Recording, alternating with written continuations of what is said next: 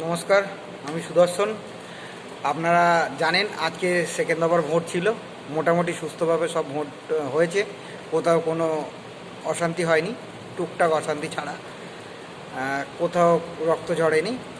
তা খুব সুন্দরভাবে নির্বাচন কমিশনার ভোট করিয়েছে, তা আমরাও খুব খুশি। আর এই ভোটটা পরিবর্তনের জন্যই ভোট, আমরা পরিবর্তনের জন্যই ভোট দিয়েছি।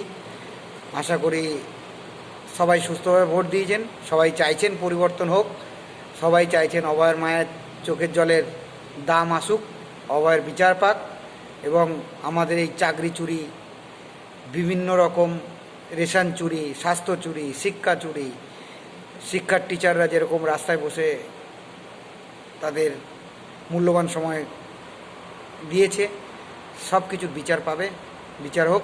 তার জন্যই আজকের ভোট, পরিবর্তনের ভোট। তাই সবাইকে বলবো জয় শ্রীরাম। 4 তারিখের পরে রেজাল্টে কথা হবে।